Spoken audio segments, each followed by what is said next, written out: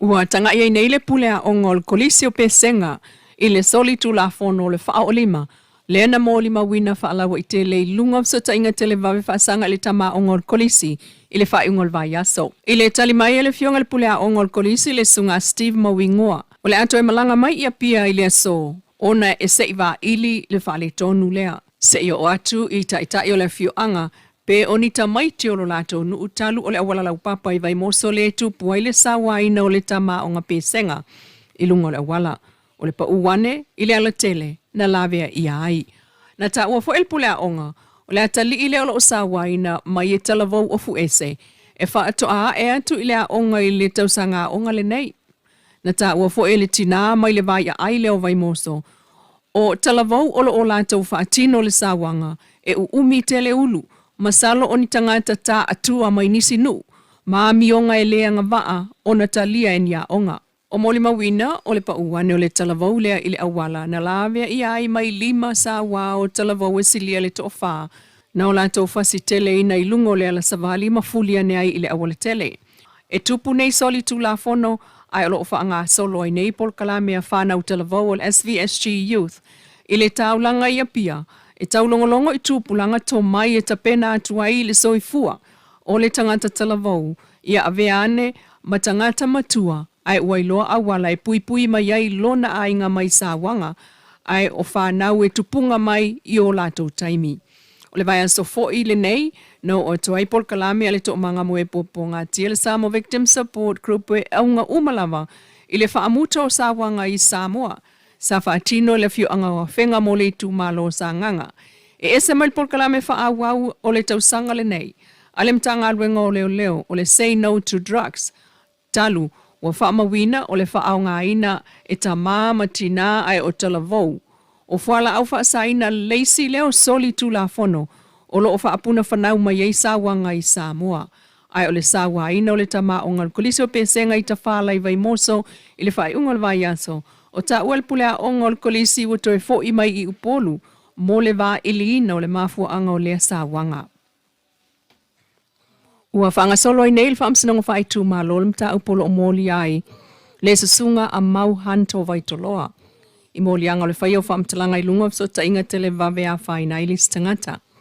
O le mta upulea na amata val au mai le strofi, ma le aso whareile, i le whaamasinonga whai tū malo i lumo le fionga le whaamsino le ota Raymond Schuster. Ona nafina tula i ailele i whaasalalau ia mau mai e tau il whaamsinonga. Ona whaasalalau le mta upu uafua i le moli o ia. O lo ofua i lungo whaamtalanga o lo tūsia i lungo i tū lau. A le ofisa whaasalalau le talamua media ma le Radio Polynesia. Na i oe i il tamaita i lo ia. O tū lai mo le tua leo e le i sao wha i il whaamsinonga. Ai, na ia i oe il tamaita i lo ia o tū lai mo le tua leo. E le isa wha ia i le whaamasinonga. Ai olo o ia wha au ngā wha maumaunga mai isi ofisa wha salalau. Ai o le talia mau. O le wha lau i loa le tamaita i whaamsino ia talasa. Sa wha mamafa i tusitala a wha salalau nā o mea olo o whafonga i to tonu o le whaamsinonga. Peita ina tali mau o lana polkalame o le nā taimi. Sa wha wana manatu mai lunga o mea moni mai le whaamsinonga. Na wha lau i loa i lunga o wha salalau o le talamua ma le Radio Polynesia. Talu e nate whātua ina. O moli mau a le i tūtangi e au fia i tangata na whaasea i leo. Ia a fianga mai li whaasala launga a Mr. Hunt. Ai o moli mau a le tū te e a mau. E au fia i Samuelu le au malon whaltua ia si vai kepi. Talsanga ina fo e le tū te ele awa ia tō tūsitala. E ana wha maunga mai le whaamsinonga o le masino unilo o lua lima peitai. Sa le imana o miona tū lai. O le mta upu lea e lua aso. Mai wa avatua i nei le taimi mo tamaita ilo ia leo ne mailo mo leo ma uni sa polo mo mauhante e ta pena atua ia la fola sanga whaai u. Ma level whaamsinonga na whaamauni ai mo lianga o le aveta avale o nai na ua maua leo le maua lunga te leo le avamalosi na fua ma maua ile tamaa lea mai fafo. O le mo lianga lea e pe o na ta ua le tamaita i whaamsino o lona whaasalanga o le whalpui lima tausanga peitai. O le talsanga ale loia o tūla i mōlea ta mai whaamsinonga whaitu malo.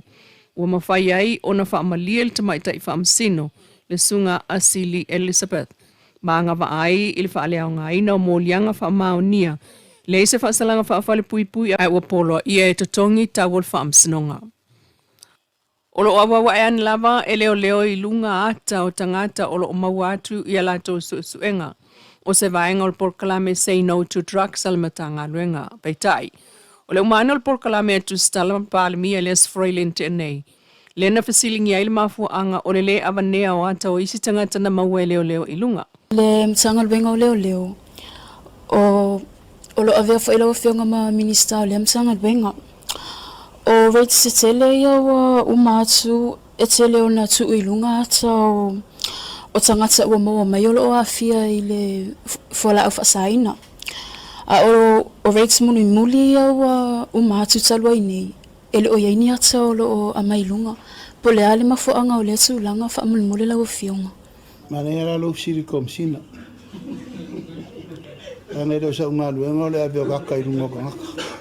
Asa o sit. O te whata wala sit. Ia, salo ai wale ofir Facebook le kauku mani maua 200 people. Ai le leila sit le lau fai le lau fai komsina e lo fai o le te fina ngalo tu lunga ata o le siranga na fata.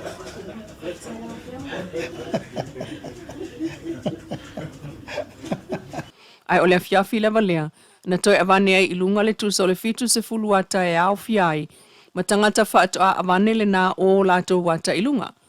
O atana whaato a avane ilunga e au fiai tangata maasani o na whaalongoina I ngoa, I tua inga o whala au whaasaina. Ma au mai eile whaafetai e leo ilangulango whaawawo le tunuu, e avatu whaamtalanga, o tangata o whaasalalau o lato wata, ese lava mōlianga o whaasanga ia e au fiai le umi o whala au whaasa, o le aisa, marijuana, o pulufana, la au malosi ma mea whaatino e pei o paipa e so o tanga I whala au whaasaina. Ma tā ua le I tūlaua leo o mōlia ma wawa iato e tūla ili whaamasinonga. Inisi o tala amata il vai so fo ngā luenga o le whale mo ngā luenga o mea tupu whaafo sei o le ofisa au tū. Le ua whailonga whaapitoa le amtanga o le nāti na ele vai so nei. Sauno aloa ia e le whangol min samtanga luenga o ofa na turamalsisi o manga ale vena ale I savai. O le ātangi a ele pui o tātou tangata mai whaalawlawe matautia. O le whainga luenga a liki lea o lo o lātou whawina lea mauta mo le se fulu masina I lalo. O le SPC Pol Official Fellow Tusil Pacifica, Secretariat of the Pacific Community. O lo mana tua lava fi tā na whiangai ma Samoa e pe o le tsunami.